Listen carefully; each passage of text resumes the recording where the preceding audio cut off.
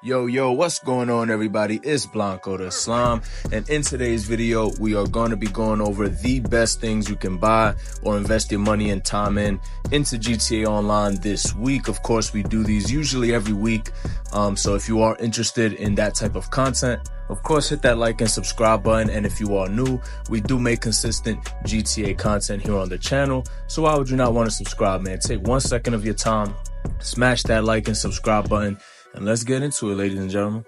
Now, unfortunately, this week, there is really no good double or triple money, so we're not really going to have too much to talk about in terms of making money, but there is a lot of discounts, mostly on boats. So if you are a boat kind of guy, or you know what I'm saying, you want to just flex a little bit, the super yacht is also on sale at 30% off. So if you want that big super yacht, now's definitely the time to go ahead and grab one.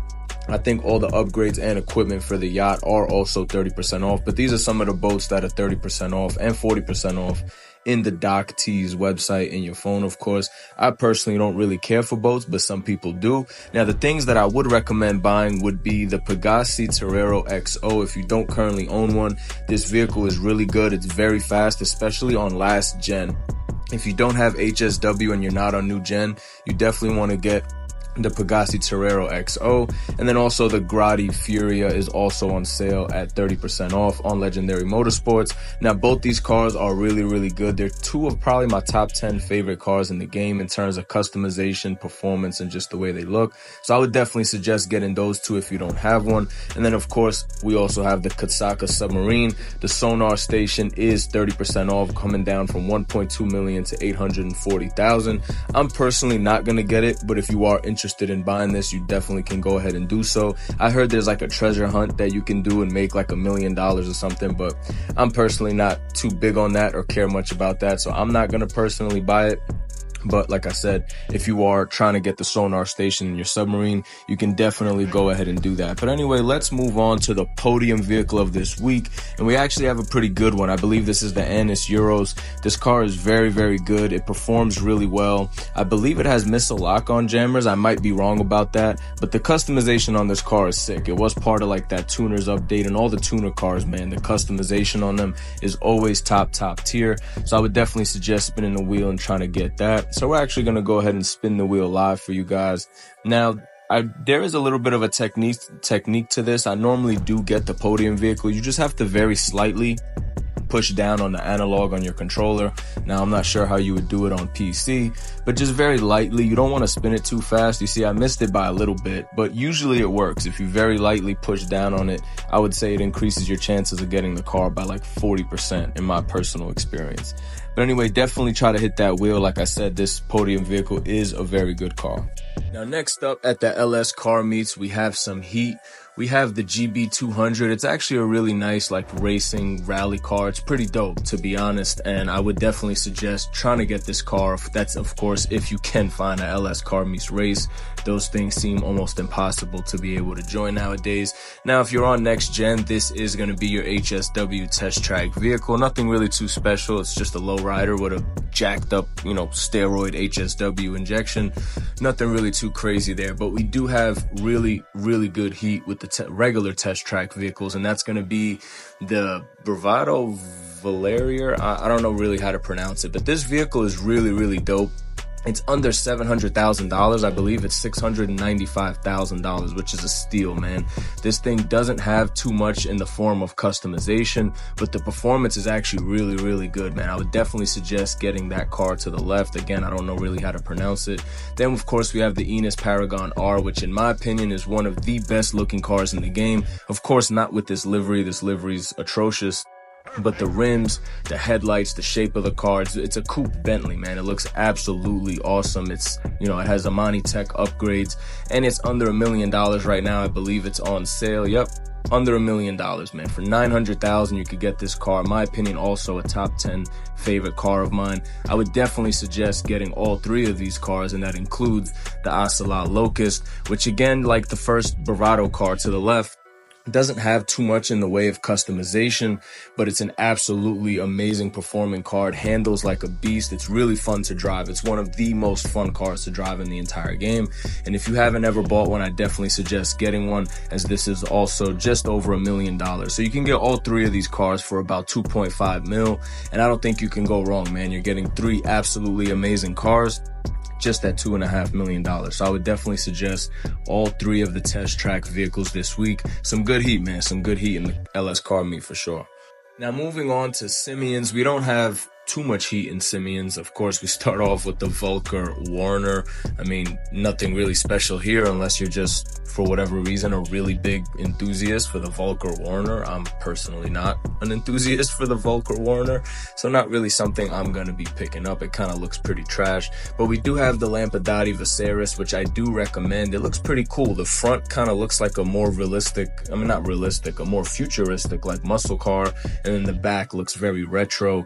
It's kind of like a half and half car, half futuristic, half retro. I really like this car, and it's not that expensive. I think it's under $1 million. I am going to double check that right now. If my character can just obey my command and go to the car. Yeah, so it's under $1 million. Definitely worth the buy, I think.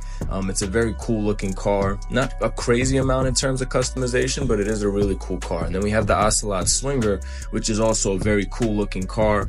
One thing that I noticed with this car, the front and the back both look like a front. This one is also under $1 million, so it's a good price.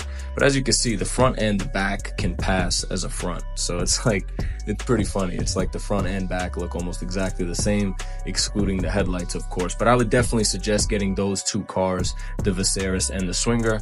Next up, we have the Pegassi Batti, the Batti boy. If you're a Batti boy and you want to drive a Batti, then go ahead, man. Go ahead and get the Batti. But I'm not Batti boy, so I'm not going to get the Batti. And anyway, we have the BF Bifta. This kind of just looks like a freaking golf cart.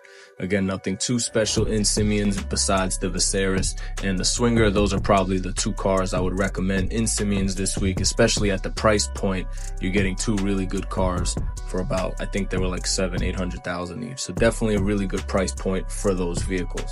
Now moving on to luxury autos, there really is nothing special here. They're pretty much just recycling the same cars at this point. We have the Grotti Turismo Omaggio and the new Vapid Dominator. I really wish they would put some of the removed supercars in luxury autos rather than just keep recycling these same cars over and over again, but it is what it is. Now heading down to the salvage yard this week, your car robberies are going to be the Overflod Autarch. I don't really know how to pronounce that. The Dinka Jester Classic, and then the Annis, Jeep or whatever. Pretty underwhelming. I really thought the salvage yard was going to have claimable vehicles every week. As you can see, this week again, no claimable vehicles. I haven't really ran the salvage yard much since, the first month it came out, because the business just kind of sucks, man. The money that you make for these robberies is not really worth it. You're better off doing a Cayo Perico heist or even a Cluck and Bell farm raid. You'll make more money in less amount of time. And yeah, man, it's kind of a shame. I really wish that the vehicles would be claimable every single week, but unfortunately it looks like that is not going to be the case moving forward, and it's going to be more like once every 2 months they'll just give us a random claimable car, unfortunately.